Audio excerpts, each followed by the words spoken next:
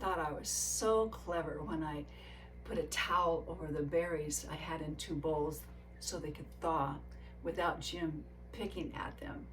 I had no idea that he would see through my ruse and just get into them anyway. So I came back, the towel was still on the bowls, but when I picked it up, there was nothing but berry juice there. Hi, I'm Jeanne, and today's reflection is Love Revisited. In my journey with Jim, I've always known love shows up in many forms. Along the way, I've learned you can't love enough to change someone, and how you are loved makes a big difference. Being seen makes me feel more loved than gifts. For me, words mean love more than even a hug. And now in my journey with Jim, I'm seeing love as a dimension I'd never considered. Currently, the everyday love of my earth-dwelling world feels like a puppy.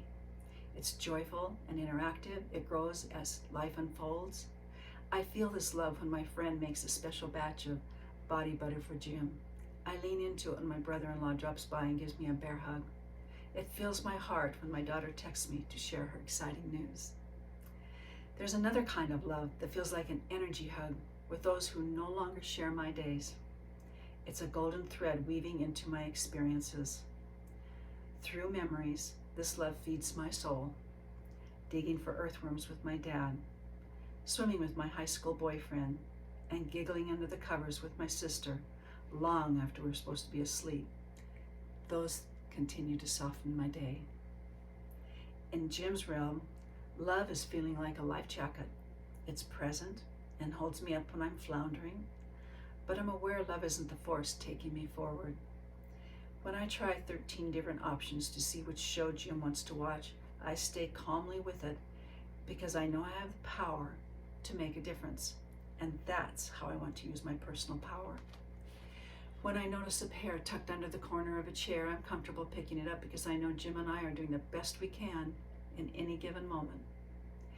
And through it all, I keep showing up because I'm convinced that, like every chapter in my life, this time has come to serve my personal spirit. Meanwhile, in my earth-dwelling world, I'm learning to take care of the house in the same way I cut Sammy's hair. As the time feels right, I do what I can until I have an internal resistance. It's just bits and pieces, stop in the middle, maybe get back to it another day. I've left task completion in the dust. Yesterday I vacuumed the dust bunnies at the edge of the kitchen, and the vacuum now sits in the hallway in case I get in the mood to move on to the living room. This morning I pulled out a chair, took the clock off the wall, and replaced the battery. I'm no longer running 15 minutes behind the rest of the world. I'm glad you're with me today. I wish I could see you. I wish we could hug. Maybe just a virtual hug is good. It feels good to be with you.